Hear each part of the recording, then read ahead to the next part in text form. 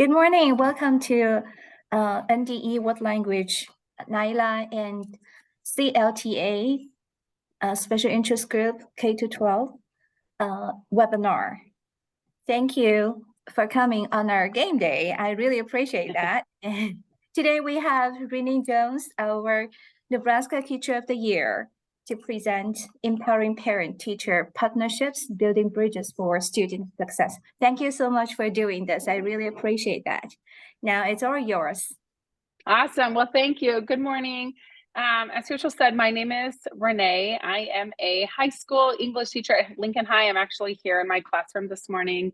And this year I get to teach all freshmen. I am doing an avid cohort where I'll get to stay with the same kids for the next 4 years. So I got them as freshmen and I'll take them all the way up to graduation, and with the goal of building relationships and supporting them as first generational college students. And so we hope that all of those kids will leave high school with some kind of scholarship and plans to go to a 4-year university.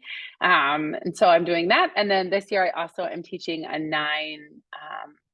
a freshman English honors class that has been really fun. So, and then I am the current 2023 Nebraska State Teacher of the Year, and I have just the greatest privilege to meet so many folks and do some of these kind of workshops. I run pretty informally, so if anybody has any questions or anything like that, then please just let me know, and I'm happy to go through those. But here we go. So I just went, there we go. So when I think of, I just kind of like to provide some context. So I'm talking this morning about the importance of building relationships with the parents and guardians of our students. And we hear, or at least I hear so much from my own experience in the classroom, the importance of building relationships with the kids. And then I never really gave it much thought to have much interaction with the parents outside of parent-teacher conferences, or, of course, my administrator would be like, well, did you call home? Or, when you have a concern. And so for many years, that's kind of just like how I ran my classroom. And then I became a mom of an elementary kid. My kids got old enough that they were in school. And I started to see some of the ways that elementary teachers were engaging me, and how much I wanted to know from a parent point of view. And that really kind of allowed me to take a step back to think about, okay, what is it about this relationship piece with kids that I can also easily integrate with their parents, as to feel as connected with the parents of my students that I wanted to feel as a parent. And so as we kind of go into it, I'd like for you just to think about what is a word or phrase to describe the benefits of building strong relationships with students, and just kind of how does that help the students academically? How does it help behavior or attendance? Because we know that a lot of times if a kid can make a connection with one caring adult in the building, they have a much higher chance to be successful. And so thinking about how powerful that is, I wanted to kind of up the ante, if you will, in doing so with parents and guardians, because we know that when parents and teachers work together, the child is the winner. So there's no really bad outcome that can happen when the child and the parent are connected. And it's one of my favorite things when the kids, they come in one day and they're like, Jones, really? You called my mom? What's that about? When something happens behaviorally. And I think most of the time our experience is, hey, we're going to call home if we need the kids doing something wrong in the class, or we need to kind of give them some kind of negative information, right? The phone rings, the school's number's on it, and most of the time the parents are like, oh no, what happened? And I think it's really important that we kind of change that lens, and instead, we have to of course make those behavior calls, but also to have more of like when the kids are coming back and they're like, oh my gosh, Jones, you called my mom and you told her that I wrote this essay and it's really cool. And, and you can just kind of see the confidence and pride rising in them. And that's a really cool thing. To like have the kids catch you talking good about the things that they are doing, because then they want to lean into that more often. And so knowing that parents and teachers really can work together. And I used to look at this and being like, no, I don't know if I have time to make all these phone calls. Um, and really, I think that while sometimes it takes time at the beginning, front loading, it really does pay dividends throughout the whole semester or year if you get to have your kids for a full year. So I just kind of wanted to go into what are some reasons, and this first slide is really reasons that I think probably we've all heard before, but I still think they're worth kind of revisiting. And so the first one is just, we know that when teachers and parents work together, that their research tells us over and over again that parents that are actively involved, their kids tend to perform better. And perform better is not, listed here, it's talking academic, but as you'll see in the second point, this is also an improved behavior and improved attendance. And I know that I don't know about you, but I've heard kind of, well, parents have access to the online gradebook and they can look anytime. And so maybe I don't need to connect as often. And that's definitely true. But I think it's really important that we remember that building this partnership is really vital in creating student success, and that we can't just assume that everybody knows how to use these tools and that they're there.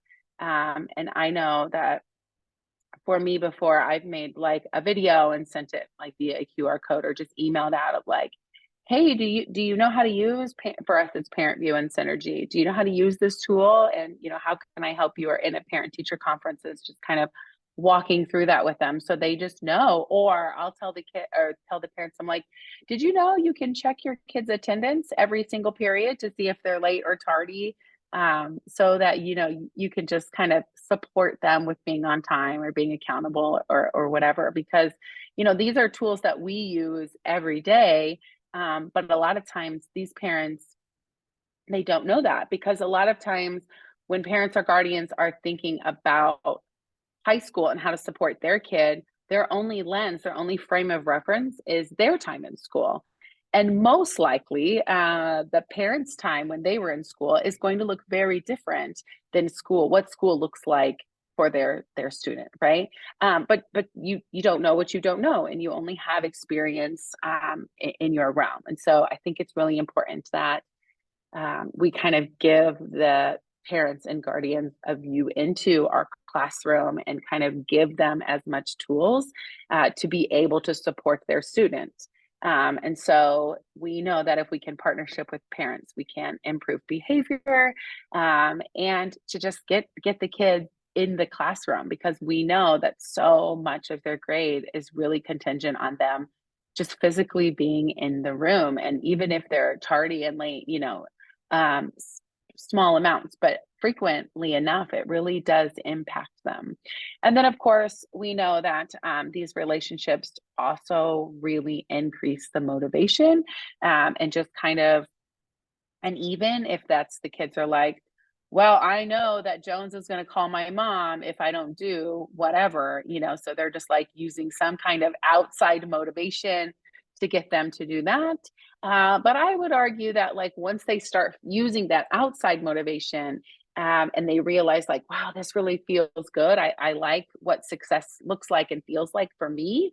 Then that becomes intrinsically motivated, and they're just like, okay, I can do this, right? And especially when they know my teacher's holding me accountable, my parents going to hold me accountable, and I'll laugh, and they'll just be like, I'm just going to get them off my back, and I'm just going to do this, right? Even my own son says that all the time, like, yeah, I just got my homework done before you even picked me up, because I just knew you were going to ask, and I don't want to talk about it more. I'm like, okay.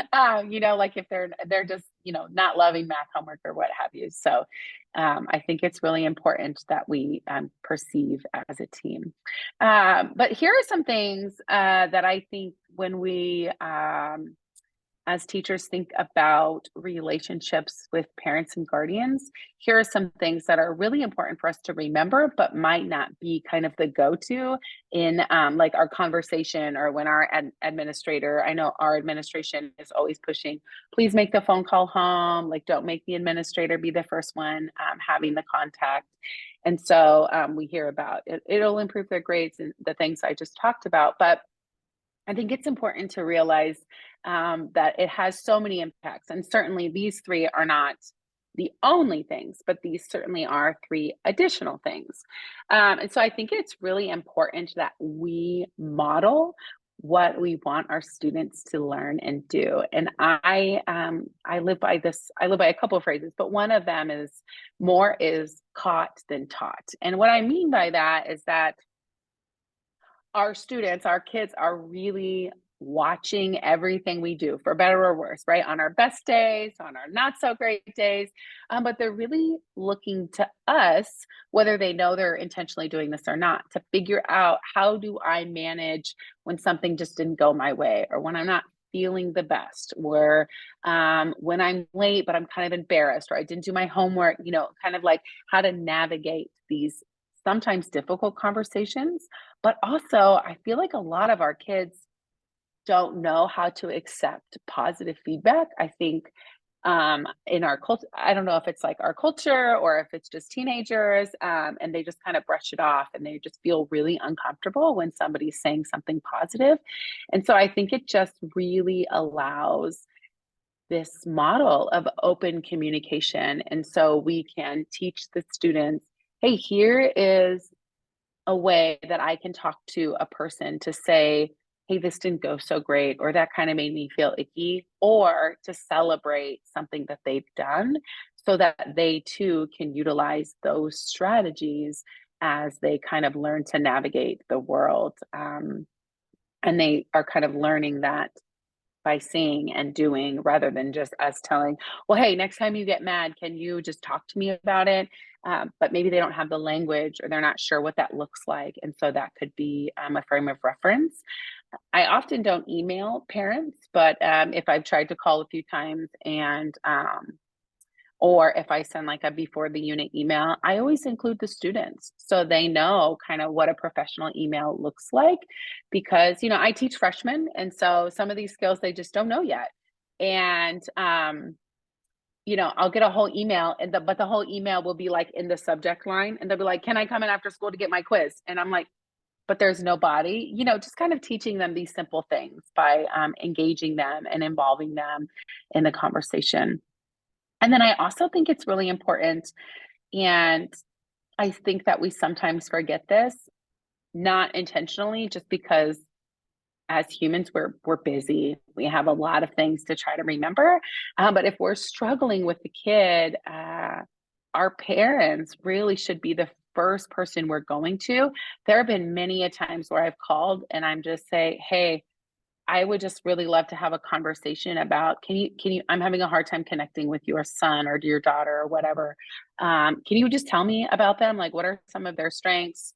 What are some things that you like or know? Or I know some teachers, and I thought this was brilliant. I have never done this, but at the beginning of the semester, when they send home like a contact information, right? And they're just, what's your name? What's the best time to call you? Those kinds of things. But then they also just say, can you tell me a strength about your kid? Can you tell me something they like to do? And so those connections or those questions really help support connection, because then I can go up to the, if this kid really likes soccer, I can engage them in a conversation about like, hey, did you see Messi play? That was so great. I could just, whatever whatever it is about them. And then that can kind of like open the door to then build that connection. And also it lets the parent know that like, hey, this person really cares about my kid, and I can partnership with them.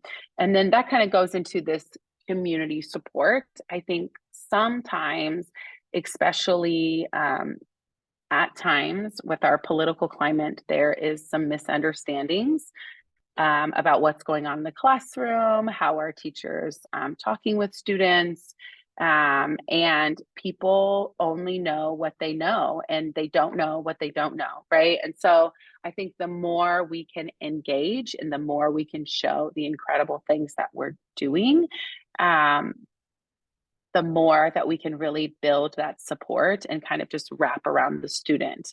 And that goes within our community, that goes with the parents and guardians, and really just working to foster a sense of community so that people know that we're here to support each other, we care about each other, and we're really on the same team, right? We both just really want these kids to be successful, and we both have a role to play in that. And understanding that I am a much better teacher when I have the parents on board, and not just as a like, I will call your mom and you will not, you will be in trouble, you'll be grounded all weekend if you don't do this, not in a threatening way, because that's never how I want to model communication, right? But more about like, I think I'm gonna call your mom, or can we invite her in? Let's the three of us chat, or with whomever, and let's just figure out what are some next steps that we can take together to help you be successful. And I think once you can show, hey, I'm listening, I care about you, and the teachers can, or excuse me, the parents can really begin to trust you, then like this really beautiful connection can start. And we also have to remember that when we're chatting with parents, it to us is a student on our roster, and they're an important person, and we care about them and we want them to be successful. But we have to remember that this is somebody's whole world, right? Like, I know that my kids, I want, they're everything to me. And so when I'm chatting with parents and guardians, I need to remember that, like, this isn't just another kid, this isn't just another call that I'm just gonna like, oh my gosh, your kid is driving me nuts or whatever. But really take the time to care, and say something positive, and then go into whatever you need to talk about. So having the hard conversation, and doing the work, and also acknowledging something positive about their kid, and letting them know that, like, hey, I'm here to partner with you, I'm here to be part of that village that supports your kid. Because I think that sometimes, because our kids are our world, and sometimes because society can be a hard place to be in, that we're worried, oh my gosh, if my kid's failing, or my kid got suspended, what do you think about me? You must think I'm a terrible person, or my kid is a terrible person. And so I think it's really important to just kind of like debunk those assumptions, or their perceived presumptions, and let them know that that's not at all the relationship you want to build. So here are some strategies that I use pretty frequently. And then I'll also next talk about just a variety of systems that I create in order to keep these strategies going when we're kind of in the thick of the school year and life just really gets busy. So of course, I think it's really important to have open and frequent communication. And this is a bunch of the systems I use. Those will be on my next slide, so I'll talk about that. But I know I have been very guilty of, hey, I did a really good job of like introducing myself at the very beginning of the semester. And then, like, unless I had a problem with your son or daughter, you probably didn't hear from me outside of parent teacher conferences. And all of that is not because I'm a bad teacher. It's because teaching is really time intensive, and it's really hard to do all the things if I didn't have an intentional strategy. And so in reflecting on the importance of frequent communication, and just kind of why it's important. So we'll talk about those systems here. And I think it's also really important that we are always asking the parents for input. So if we're having a, hey, I need, it's not just, I'm going to provide a bunch of information and then like leave you to figure this out. Like, your student isn't turning in their homework. let's say, or whatever some might be, or they're not sharing it, or whatever, a myriad of things that could be happening. But just being like, okay, what's a strategy that you've used at home, or can you tell me about what's something that I can do, or would they feel, what are like some triggers? Where do they kind of just like shut down? So then I can go into the next day having at least some sort of information, so then I'm not spending as much time trying to troubleshoot what may or may not work, and then kind of like, doing more harm, or working to build the relationship, which is of course what they do. And then I think it's really important sometimes, we ask for input, but then we don't figure out a way to really utilize those suggestions. And so I think it's important that if we're going to ask for our parent or guardian input, that we really intentionally we try to use it, and that could be directly or indirectly. I've had parents. I've had I've made calls where a kid is just kind of quiet, and they're not like seeming to connect with their peers. They're not turning in their work, and I've just called home, and rather than putting that kid on the spot, because I think that they would just be absolutely mortified, right? That's not they just do not like that kind of attention. Instead, like in my examples, I'll make sure that I add something that I think that kid would connect to, or I'll select like a second option for a short story, or whatever it might be, to kind of fit into your curriculum, so that that person sees themselves in the classroom and they can get excited about the work without just like completely calling them out. Because if you don't have a strong relationship yet with that kid, they might feel really weirded out. Like, how do you know that about me, that I like to watch, this show on the weekends? Like, that's really weird, Jones. And so I don't want to like creep anybody out, or make them feel more uncomfortable, when I'm really trying to do the opposite, but I don't want, to do that. And then of course, I think it's really important that we celebrate achievements, and that can be, in some big pomp and circumstance where they have, a certificate, or there's a drawing, or whatever. But I think it's also just really important that our kids hear us say good things about them, and it doesn't just have to be in front of a crowd.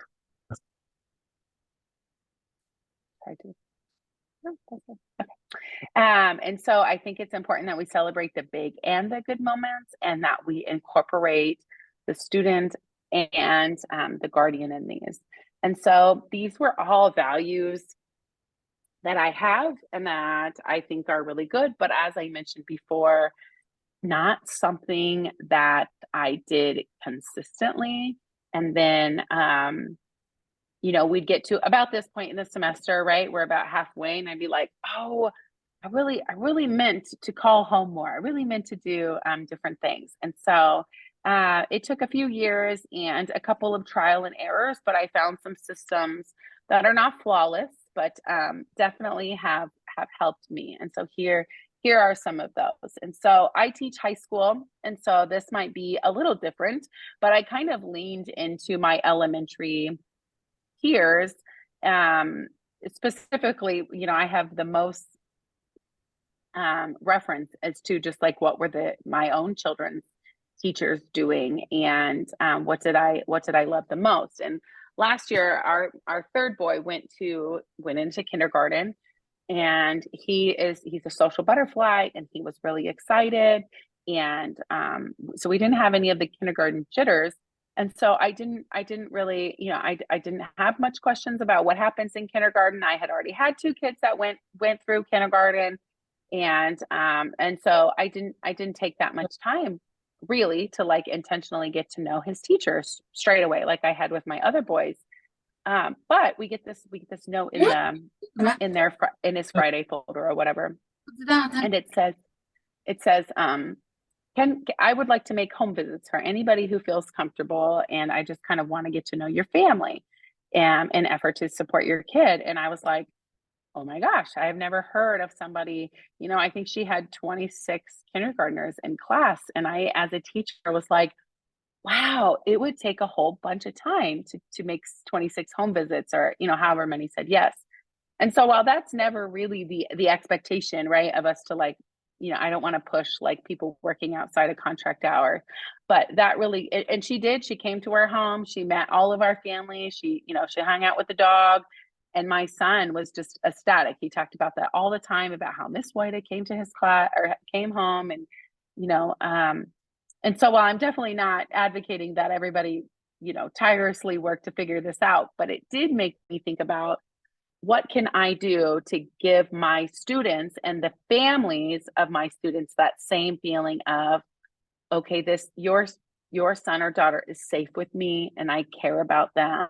And she was probably at our house 5 minutes. Really, it really wasn't that long.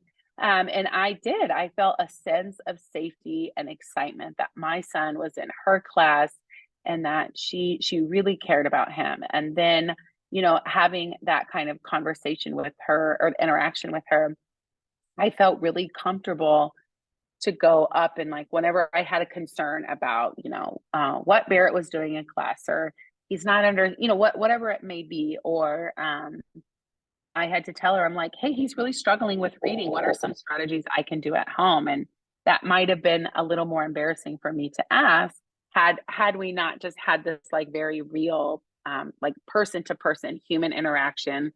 And I felt like she wasn't going to be like, oh, wow, the English teacher doesn't know how to help her kid, whatever it might be. And so anyways, I thought really long and hard about, what can I do? And it would look different because I certainly didn't have time to go into all 122 of my students' homes. And, at 14 instead of 5, they really might not want me there anyways. And so I thought about, what can I do? And so I gave myself this 2-week challenge. And it was a big goal, but I wanted to talk in person or on the phone with at least one of the guardians of my students in 2 weeks. And it took me closer to 3 weeks. I did have a open house that really helped kind of knock out a lot. And before the open house, I sent a lot of emails to let them know that come look at our classroom and see what we're doing and look at the books we're going to read. I just kind of really I talked it up because I knew that if I could meet a lot more people in that night, then it wouldn't take me as long to make phone calls, right? But I wanted to make this personal connection. And I thought about my son being a kindergartner is a little similar to my students as freshmen. And it's still this really huge academic milestone. And like, while they're kids, they've done school for many years. High school is a big deal. And I imagine, to be very emotional because it's kind of, it's the bittersweet end. And also it's, whatever their connotation with high school is, but it felt like a big moment. And it felt like, hey, this is a really good opportunity for me to make sure that they know their kid is safe here at Lincoln High. And I am like this is the voice or the face of somebody that you could go to if you have a question or concern. And I might not have all the answers, but that's okay. But at least you have a person you feel like you can ask. And so I did this. I leaned into the elementary colleagues.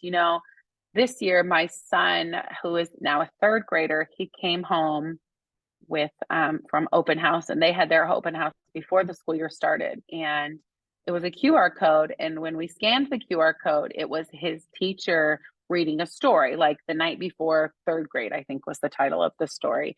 And it just made my son, he's crossed over to the big part of the school and he felt really nervous about it. But it's just something about seeing his teacher's face and just hearing her voice and kind of just knowing a little bit more about her before that first day eased his mind and eased our mind because we knew that he was nervous about it. And so this year with my freshmen, when I sent the syllabi home, I did the same. I took a video of myself. I gave a little tour of our classroom. I showed the books we would be reading and just kind of introduced myself. So that if they came to Lincoln High and we had only met over we'd only chatted over the phone, they would at least have a face to the name when their child was talking about English or Avid, and they would maybe just feel a little more comfortable having their kid in high school. And so between the 2-week challenge and honestly, the calls that I did make, I think I needed to make 52 calls after open house and a couple of other events that happened at the school before, like there was a tour day for a freshman and all of that. And really the phone calls were short, and I just said, hey, I'm Renee Jones. I'm going to be your child's avid English teacher, and I just wanted you to know I'm here to support them. And I sent home a syllabus. Please let me know, if you have any questions. And some of them were just like, oh, wow. Or it was really cool. I learned a whole bunch about my kids. And just kind of like wrote some notes about like, oh, my son has traditionally really struggled in English, or he is nervous about this. And so I could, change my seating chart, or I could check in with them. All of these things that I wouldn't have known, or would have taken me a few weeks to figure out.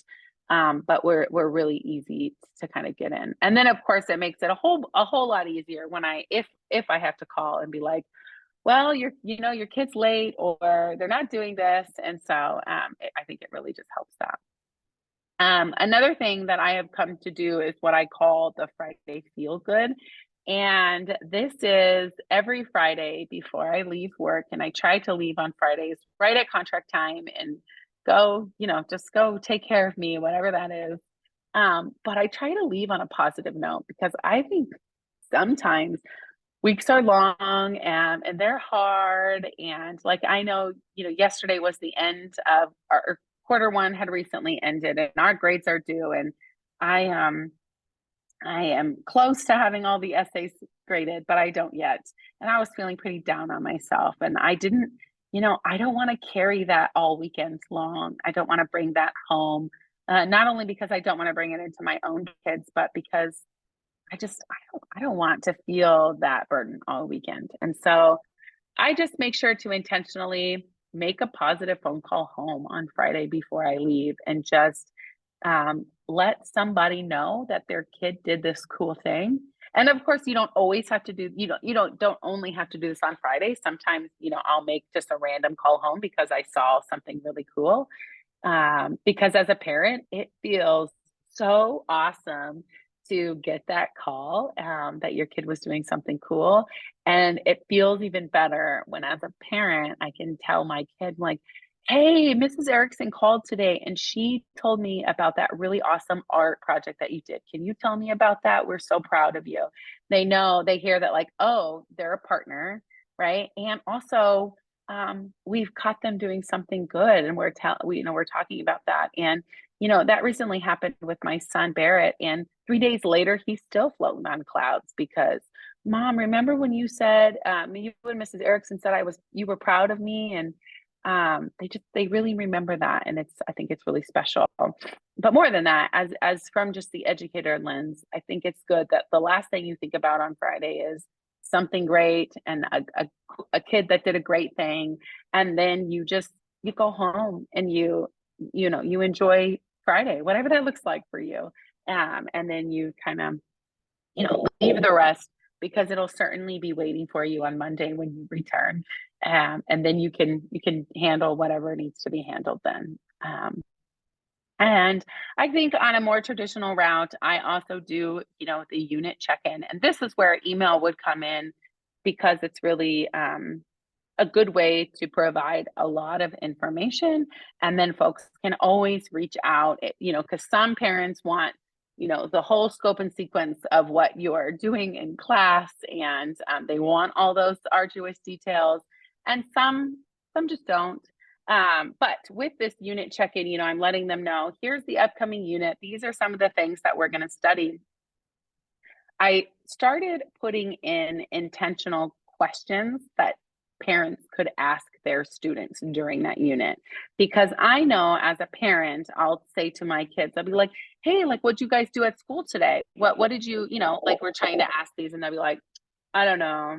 I mean, yeah, I guess it was fine. I don't know, we played this like new game, or my favorite, well, we didn't really do anything today. I really didn't even need to go. And of course, I know that's not true. But I started putting in these questions so that um, the parents could have kind of a basis of if they wanted to engage their child in a conversation about what we were doing in class, that wasn't just like, why are you missing that? Or you were late, or what, you're really doing nothing. Why do I, what, all these things, that they could really have a basis to kind of go off of and engage in conversation, so that the students, one, could be prompted to remember what we did do in class. And they could also use that as kind of a check-in to see, are they doing their homework? Are they understanding the objectives and kind of the concepts we're talking about in class? And so they could just feel connected with their kids and kind of know, because my oldest is only 10, and sometimes I already feel like he's too cool for me, and he's not given a bunch of details. But if I know kind of what their unit of study is, then, or if I know, like, my kids are really big into talking about what they ate for lunch, but they often don't remember. So if I go in and I look up the lunch menu, and I'll be like, oh, I heard it was barbecue chicken day, and then they get excited and they want to talk about it. So just kind of giving them a little bit of starters to just kind of help parents out, because I sometimes think that some teachers have, with good intentions, fallen into, well, maybe this parent doesn't care, because if they cared, they would see that their child is failing, or they would know. And I think what's more often, definitely way more often to be true, is that this parent is really busy, they have a lot, and they maybe don't know how to navigate our systems. And so whatever kind of support and help, if we look at it from the lens of, we're a village, this is a partnership, and I'm just kind of going to give you a little bit of help, just like I'm going to ask you for help when your kid might need it behaviorally, or to just learn more about them. And so I think if we can really just work together, we can really create these fantastic systems of support. And I think in doing this, it's really opened the gates for people to ask questions. And sometimes, I'll get questions or calls, and I'll be like, we really, sometimes I'll be frustrated or whatever, but I just have to take a step back and think, this parent, wow, they took the time to reach out. They must really care, they really want their student to be successful. And so I'm going to treat them with the absolute respect in that lens, and know that, that's really important.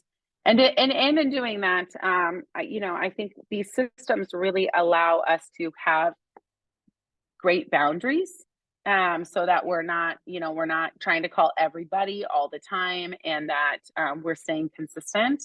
We're not guilt tripping ourselves for, oh, I didn't do enough, or I didn't do this, because that definitely can creep in if you let it.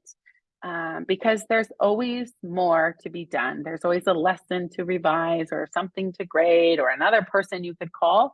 But at least if like, hey, I'm chipping away, I have these systems in place, then I think it's a really powerful place to be, so that you are taking care of your students, but you're also taking care of yourself, which is really, really important. Yeah, not only do you need that, your students need that, your family needs that. And so I think that's really powerful. All right, with that, I had just a few scenarios we can chat through. This can be kind of interactive, or I can just kind of go through them, whichever people prefer. But sometimes I think it's cool to kind of process or think about different perspectives, from like, how do we kind of use all of this, so I'm not just kind of tacking out you. So I don't know, do we want to chat about this all together, or I'm happy to kind of just go through it, whatever works for folks works for me.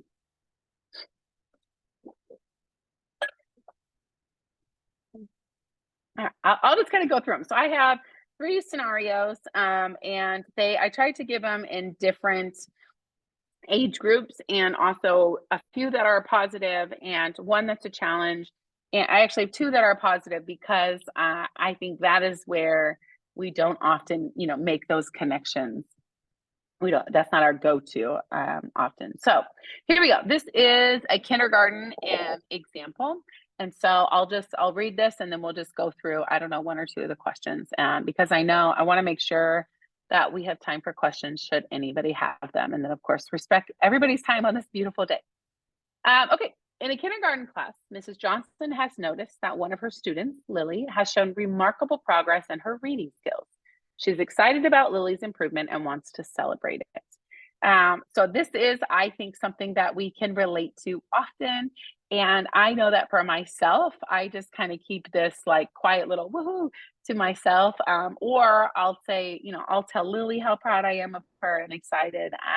But I think it's really cool if once in a while, or if you have 5 minutes at the end of the day, that we just pause and kind of make this. And so a question just to kind of reflect on is, how can Mrs. Johnson, her teacher, effectively communicate Lily's progress to her parents? And sometimes, we know, at least in the high school level, that she would probably have grades that would be reflected. Some parents, they check those grades often and some don't. But a lot of times I think these reading skills, especially since this is looking from the kindergarten lens,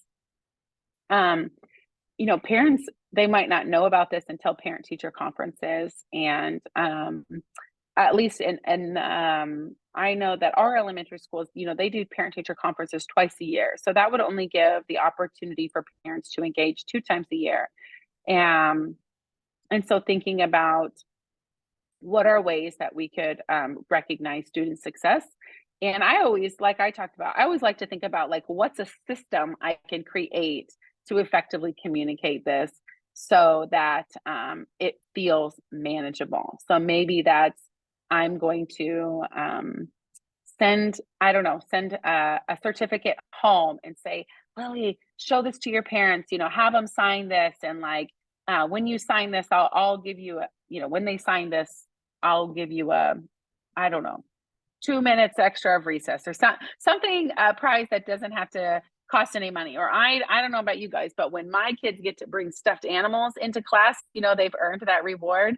I don't know what it is about that, but they just get so excited. So if you can find, a reward that doesn't take up a lot of your time, and also doesn't require any money, because we know that we might not have all the money for all the great things we want to do. And we certainly don't want to be going broke supporting our families. That's really important to consider us as well. And so our second question, what kind of celebration or recognition can Mrs. Johnson organize in class to involve parents and make them feel proud? And I kind of just went through like a certificate. And, if you printed 50 certificates at the beginning of the year, it would just be a matter of writing Lily's name on it, having a place for a parent to sign. And then, if you bring back the bottom portion, you can bring your stuffy or whatever. So then, Lily's parents saw that. And so it's just kind of thinking differently, that it's not always an email or a phone call. And while those are great, I think that, sometimes the emails aren't read. I think just as people, we get like inundated with emails, so many emails. And sometimes we just kind of miss that. And then our third question here, how can Mrs. Johnson maintain open communication with parents throughout the year to keep them engaged in Lily's educational journey? And I don't know if any of you maybe you teach kindergarten, or I know that my kids' parents use Class Dojo as a way to send pictures and to just kind of keep us as the parents engaged often. And I also loved that, one of my kids' kindergarten teachers had an open invitation for us to come and read a book to the kids, and just kind of involving the parents, and the kids are just tickled when their parent gets to come, or they get to learn about so-and-so's dad is a police officer. Can you believe it? He's saving the world. That's what my son told me. And, all of these really cool things. And so keep them excited. But maybe, how can you just thinking outside of that box? So it's not always just an email. Are emails bad? Of course not. They're fast. They can be very efficient, but also just thinking of fun ways, we can, and I think even keeping kids engaged, or excuse me, keeping parents engaged could even look like having the parent engaged in a small portion of the assignment that the kid needs for class. And so that could be, I know that in early elementary, our kids do holidays around the world. And so they're learning about different holidays that are celebrated around the world. And it could even just be, hey, have a 5-minute conversation with your parents about how do you celebrate? What's a tradition that you had as a kid, or that your culture has, and then they could bring that back to share. And so then the parents are still involved, they're still having that conversation, but it doesn't take, a lot of time on the teacher's end. It just takes a little bit of intentionality to try to include a person that's in their lives. So, Yeah. our next example. How do you keep track of all this? I mean, all these amazing ideas, and I was taking notes, like in grad school. Yeah. Yeah, I'm amazed, and I'm interested how you keep track. I mean, it's really good idea to keep engage parents all through the year to communicate the progress. Do you have a way to help us to keep track? Yeah. I mean, so for me, I have like a digital calendar, and I put, links of all of my lessons. And after the lesson, I always make little notes. And so I have kind of these like running ideas.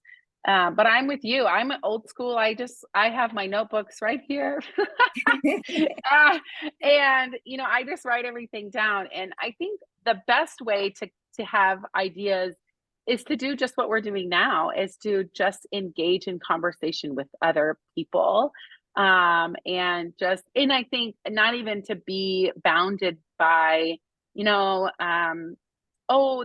have to learn from an English teacher. I have to learn from secondary, because we can really learn so much cross-disciplinary, cross age groups, because something that they're doing in kindergarten, I can manipulate or work that a little bit, and fit that in with my freshmen, especially when I think about interacting with parents, because these parents are going through, a life change. They're sending their baby to kindergarten. And if it's their first or their last baby, that's very emotional for them.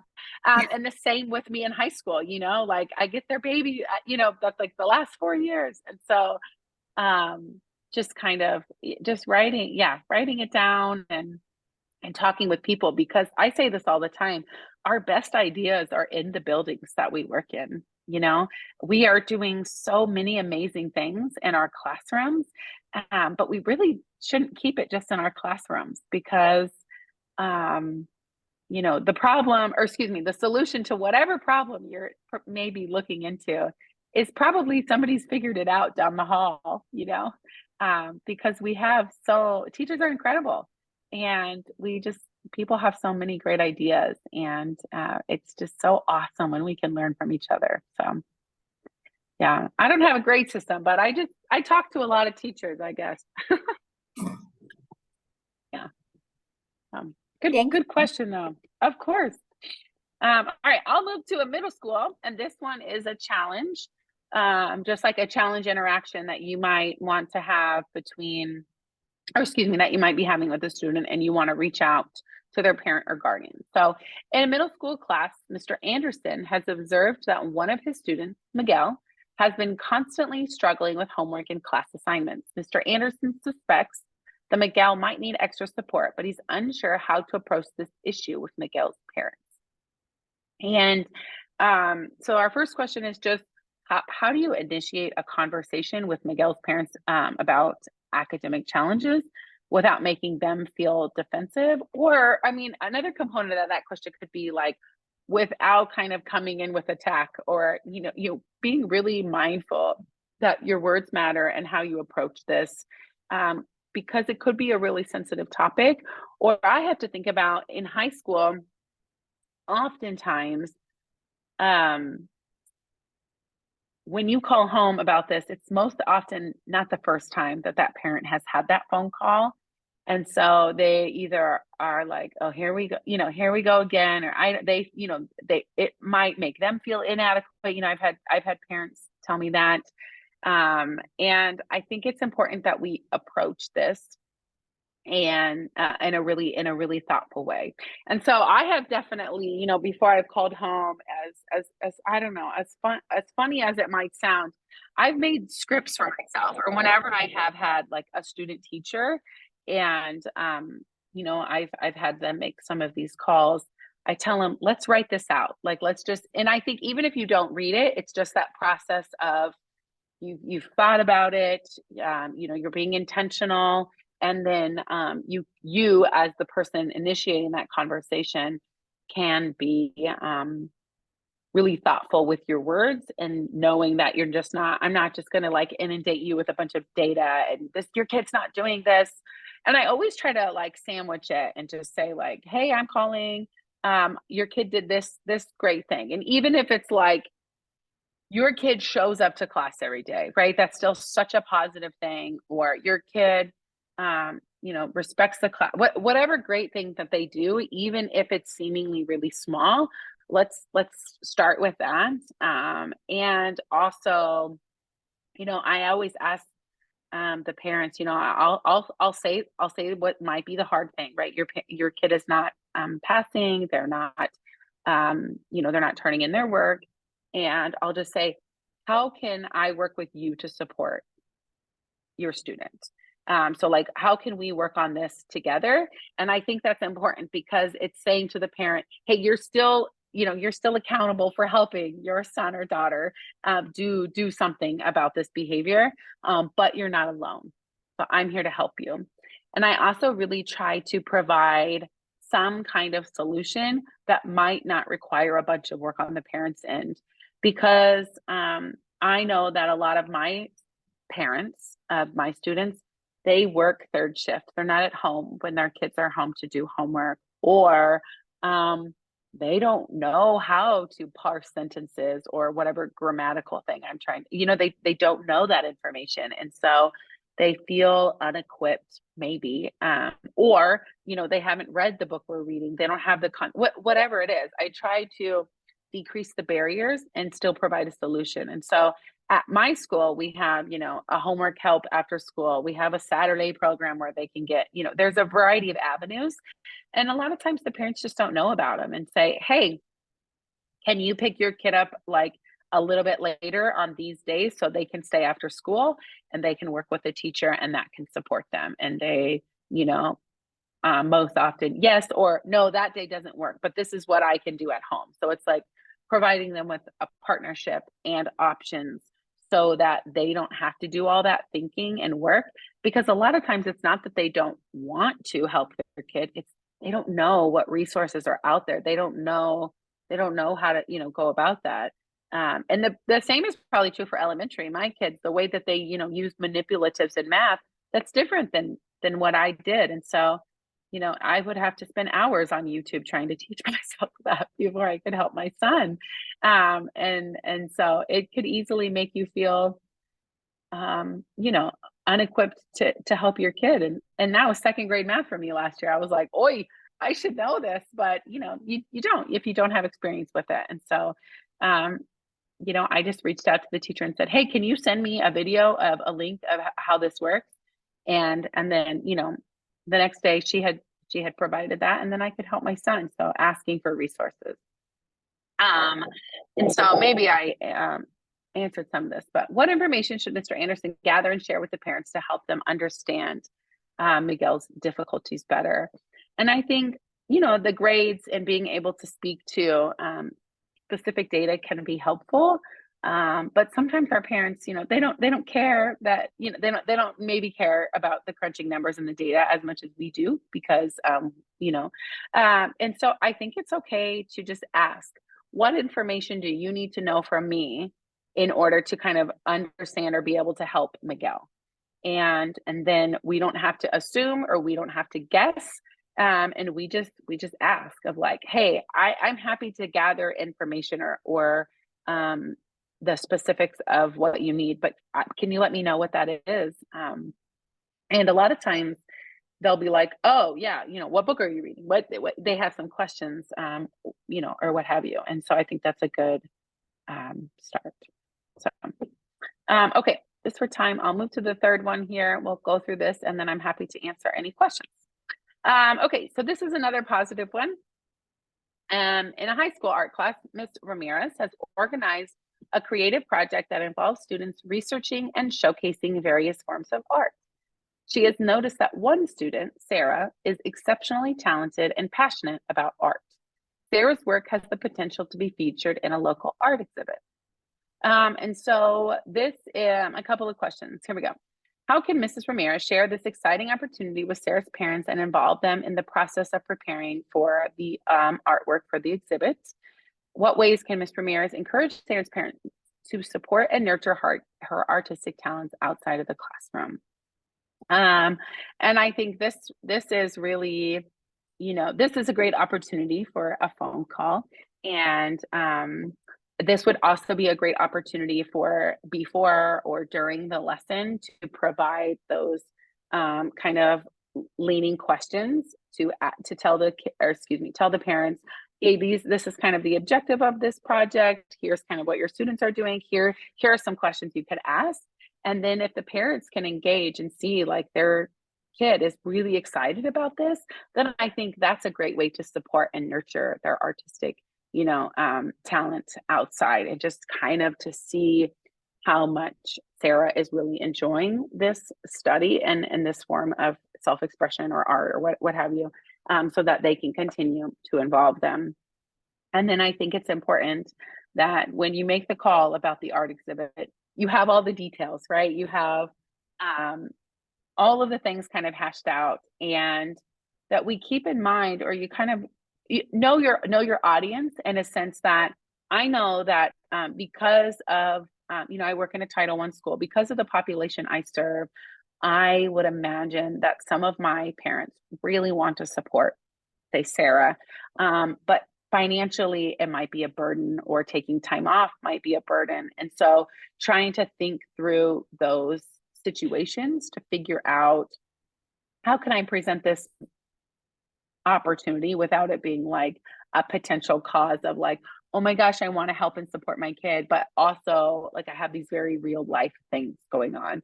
But also not making the assumption that because it might cost, and I this doesn't say it would cost, but just knowing that while that might be a barrier, it definitely doesn't mean you should take Sarah out of the equation. It should just mean, let's be mindful about the way we're going to present this information, so that it's not just like, Sarah's got this really cool thing to do, you've got to figure it out. And I've already told Sarah that we're going to figure it out, and I guess being mindful with your conversation with Sarah, your student, of not being like, oh, we're for sure going to figure this out, because you don't know. And as the teacher, you might not get to make that call, right?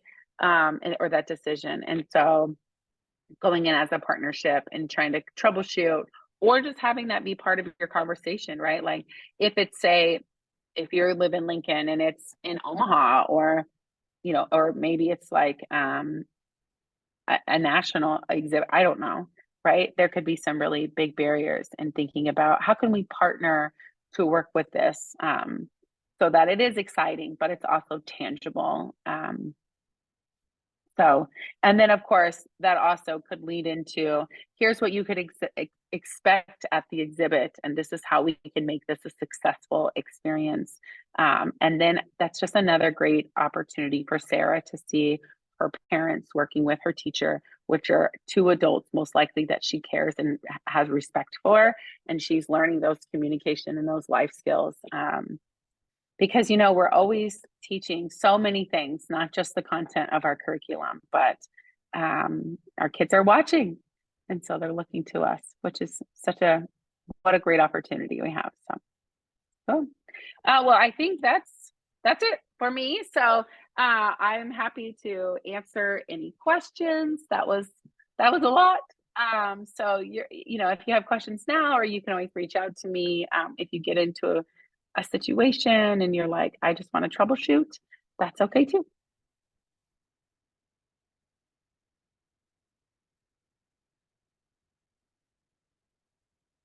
This is great. Yeah. Sometimes I really like the way you talk about the last one. Sometimes I get so excited. I call the parents even without, Mm, thinking through about it. Sometimes we create, if I'm doing that, I'm so excited. Your kids should do this. Sometimes yeah, we do bring some pressure to the parents. I never yeah, think about that. Yeah. yeah. Yeah, of course. And it's all well intended. We're just really excited for the student. They did this really cool thing. Um, and as the teacher that might not be going, we don't have to worry about the finances or, getting Sarah there. We could just be excited. But the parent has to hold, multiple hats. They have to hold the hat of being excited and the hat of like, oh, how do we go about this? And maybe it's just a local exhibit. And so none of that's a worry, but just kind of knowing enough about whatever it is, whether that be, a sports game, an art exhibit, a show, because I know we had a student at Lincoln High last year, she made it to a national round at New York City. And that's really, really incredibly exciting. But also she had to get there, and it wasn't paid Yeah. for, of course. So, Yeah. Oh, we have yeah. a question in the chat. Oh, perfect. Let's see. Where is my chat? Oh, here we go. When the parents are very defensive, how do you handle that? Great question.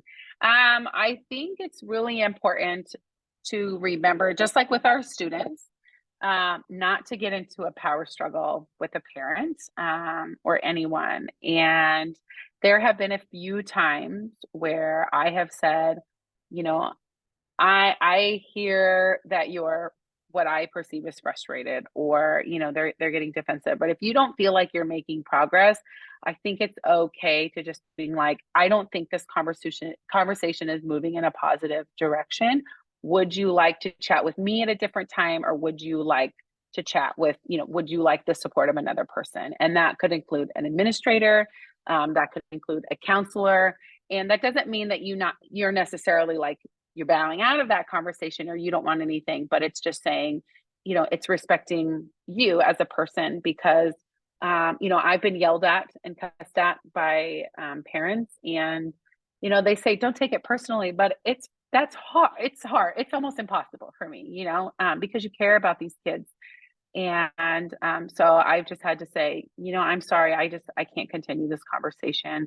And I'm happy to have my administrator reach out. And I think that's when you get that support. But I've also had where parents are defensive because, you know, um, that's kind of their go-to, and they think that like they're being attacked. And I think just like in human nature, that can be like just that fight or flight response, right? And so I think it's just like giving them the opportunity to share and just being like, I hear you. I hear your concerns. I would like to work together with you. Can we work together? And then you're leaving it in their court of just being like, I'm happy to work together and support, your kid. But if you're not in that space right now, that's okay. We can try again later, or we can get somebody else's help. But I definitely don't think you have to just, if you're alluding to being like yelled at, you definitely don't need to carry that. And if they're defensive, if you just pause, and a lot of times if they feel like you care about their kid, a lot of times they'll kind of like deflate and come back down. But sometimes it does. It takes a while. I had a parent last May, and their student was a senior. They needed the English credit to graduate. They did not pass class, and they were mad. And I was the person who graded the assignments, and so they put their anger towards me. And I had to defer that to my principal, and I opened that conversation. And but ultimately I had to make the boundary for myself and as a professional to exit that conversation, and then trust that my administrator was going to handle that. And that weighed on me for a while, a little bit of the summer. It was hard. But it was the right thing to do. It was the equitable thing to do in grading, and so. But even if it is the quote unquote right thing to do, it sure doesn't make it easier. So that is a hard spot. Yeah, thank you for your question. Yeah, sometimes it's really hard because the parents will have a bad day and they just Oh take it yeah, on you.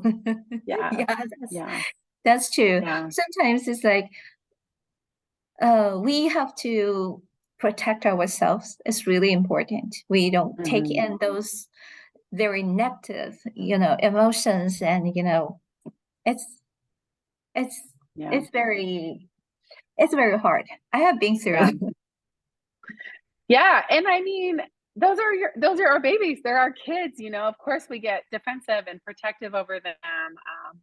And for me, I feel like that when I feel like helpless, I don't know what to do. I don't know what to do. And so I'm going to get like, I'm taking this out on you, or like you said, you catch me on a very human day where I am not humaning very well. And I'm just, it's just like the last thing I can't carry anymore on my plate. And so my plate just breaks. Yeah. Um, And so also, I remember when I was still teaching in Central High School, and I learned something from my colleagues. Uh, it's not new. It's just a reminder for me. It's like yeah. always use like Oreo style, something good Mhm. about your kids, and Yeah. show that you care about the kid Right. instead of bring up their problem first. Yeah. And always phrase it like, how can I help? And Mhm. I think in this way, we try to help the parents to understand we are not against you. Help to, we are just trying to help your kid out to solve the problem. Yeah. Yeah. Absolutely. Yeah, sandwiching that call or that email is important. Yeah. Sandwich But or Oreo. yeah, same. I like Oreo better. Me too. Yeah. Any other questions? Yeah, I do actually. If the other teachers still have a question, I actually want to see your electronic calendar. Can you can you show Oh your yeah. electronic calendar? Oh yeah, Yeah, let I'm me. thinking about sometimes we want to do a lot of things just forget. Yeah, yeah, Maybe yeah. it's a good system to, we should call parents and if we have the idea, we put on the calendar so that we don't forget and it won't drain us if we don't do it. Yeah. So this is like here, I'll put this on this screen.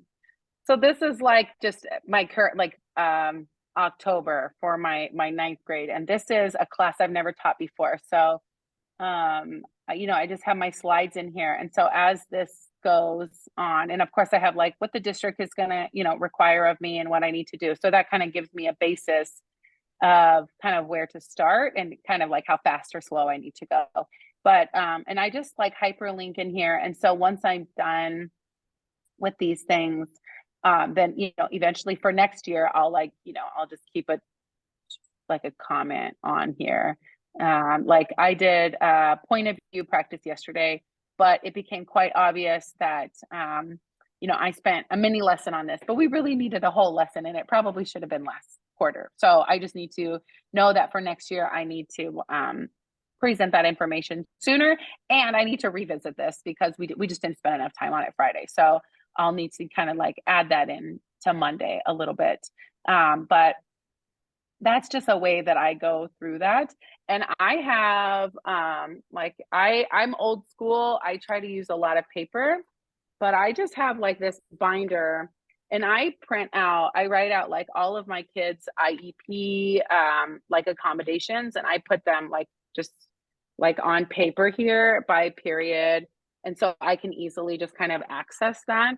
And then I just have a running log. Where did it go? Of phone calls that I need to make and phone calls that I have already made. So I just started a new one for our new quarter. Here we go. And so it's really easy. It's just like a contact log. And so I just have like this digital, or excuse me, this like paper copy of, so during class, I can just run over. And I think this is really helpful for kids that are doing things well, because I think it's so easy to forget. I don't know why, but the hard stuff, the kid that like yells at you or doesn't do their homework, you remember that, right?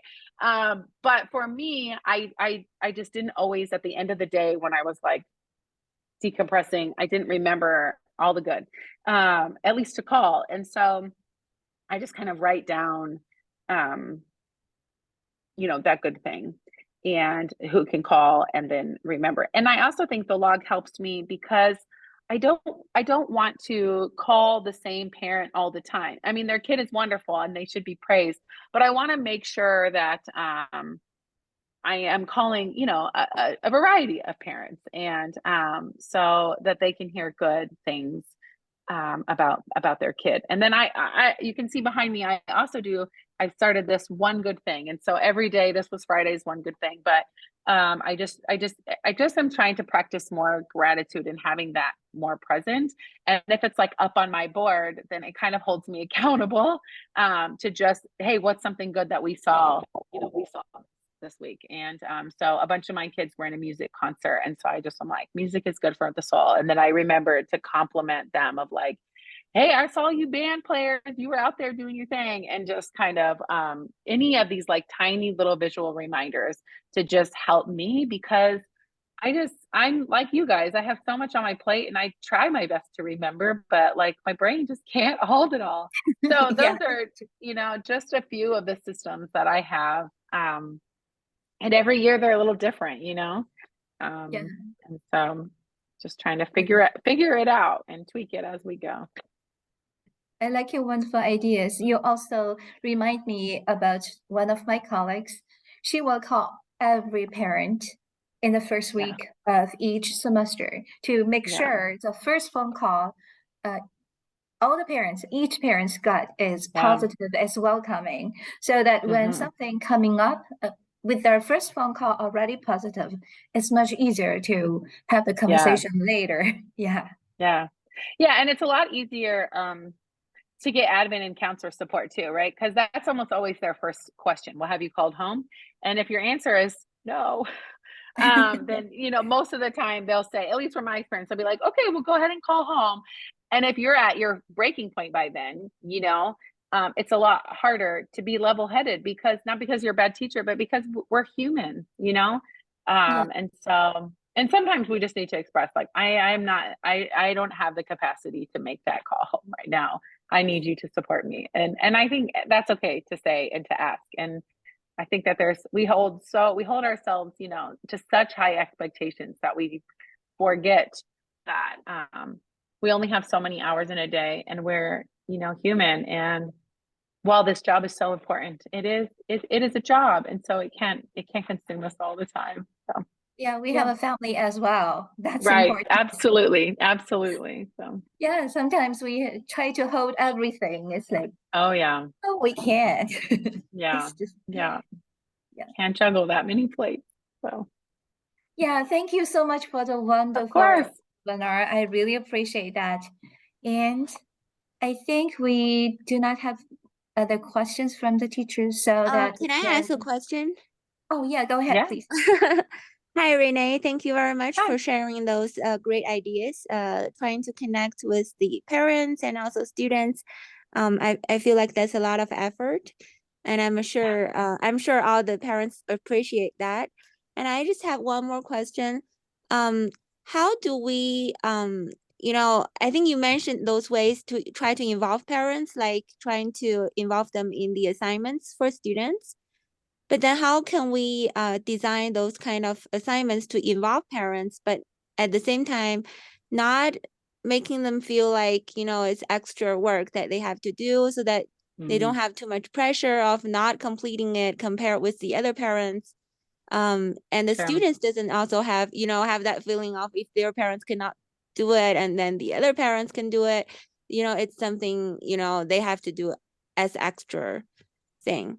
Yeah, I just feel Sure. like because I have those kind of concerns sometimes. I would like to involve parents a little bit more, but I also know that as a parent myself, I'm very busy, so I Mhm. feel a little bit concerned that I can't be involved with all my kids, assignments. So I just feel like, yeah, I have that kind of struggle. So can you share some of the ideas on that?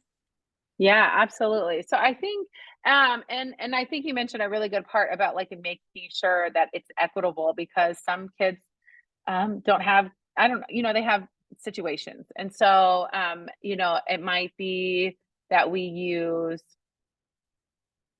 very intentional wording and can you find a positive adult? And that positive adult could be in our school building. That positive adult could be your aunt or your babysitter, whatever it is. So they can still kind of get the practice of like, maybe I think I was talking about like, how do you celebrate a holiday or something? So that they could still get that perspective. And for a lot of kids, it would be their parents, but it still then wouldn't be directly towards involving their parents. And so I don't know if there's a perfect way. And also, I hear you on the front. Sometimes when my own kids come home and they're like, "Oh, mommy, I need you to help me with this coloring banner or something," that it can be hard to find time. And so I think when we do those, I know that from my perspective, I always appreciate like the heads up, right? So you have like the email that says, "Hey, Susie's going to bring this home today." And then give me like a pretty long runway of a decent amount of time to be able to complete that because maybe this weekend we've got ball tournaments or my husband's out of town and there's just no way I'm going to get that done. And so those are some of the things to think about. And I feel like I always get the best engagement at the very beginning of the semester when people are, I always call it like there's a honeymoon phase, where we've got like a week or two where everybody's on their quote unquote best behavior. The parents are, um, you know, or like or you could even do it during like an open house or something. And maybe you're just giving a quick survey of like, what would be some things you're interested in helping? Would it be an art project? Would it be time inside the classroom? Like asking them kind of like what things can you do? And then I think it's also just like knowing your like the population you serve. And maybe that's just those types of things aren't something that you're capable, that you can do. And so I think that's when making those positive phone calls can help, or providing a way for parents to be able just to know how they access information so that it's there if you want it or know how to get a hold of you. But unfortunately, I don't know of like a one great plan, but I hear you. That's a really real and hard problem or situation to be in. So, yeah. Yeah, thank you. That's very helpful too. Yeah. Yeah. Thank you. Good luck. I'm so sorry. That's a tough spot. Yeah, I heard actually one of my colleagues mentioned about what she was trying to do at open house. She created a goose chase game so that parents and parents and kids can go as a family to do some activities to take pictures and to find some location in the building, and it's kind of fun. Oh yeah, I think I know of that app. It's like kind of like a scavenger hunt app, right? Yeah, yeah.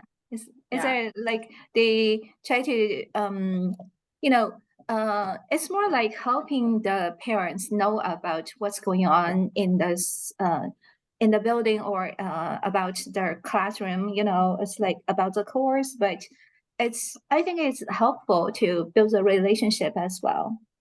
Yeah.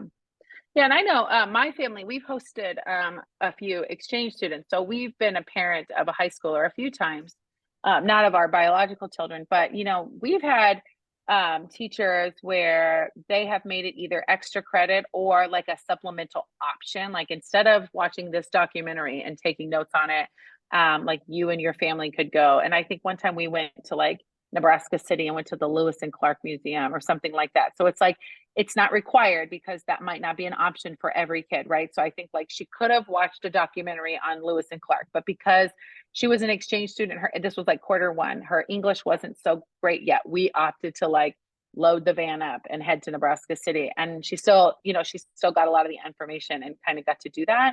So you can involve people that way by trying to give them opportunities, but certainly some people just might not be interested in that. They might, for whatever, a multitude of reasons, but just trying to maybe think about what other options could you give people.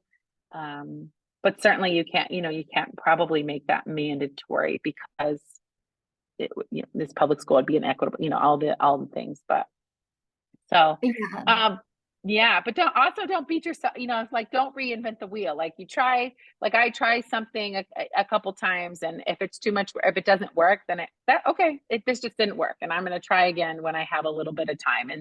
And sometimes we can't keep all the plates spinning at the same time. We just can't. So, reflect on it, try something. If it goes well, awesome. If it doesn't, that's okay.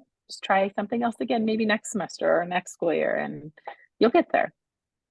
Yeah, it's like we have different students. We need to use different strategies to teach the students. Yeah. We also need different strategies to approach parents as well. Right. It's complicated. Yeah. Absolutely. Yeah. Any other questions? Yeah. Okay, I think we really had a great session. I enjoyed this a lot. Thanks a lot. Awesome. Thank you so much. Thank you guys for your time. I hope you enjoyed the beautiful Saturday. Yeah, we can enjoy the weekend now. Thank you. Yes, exactly. Thank you so much. Thank you. Thank you. Bye. Bye.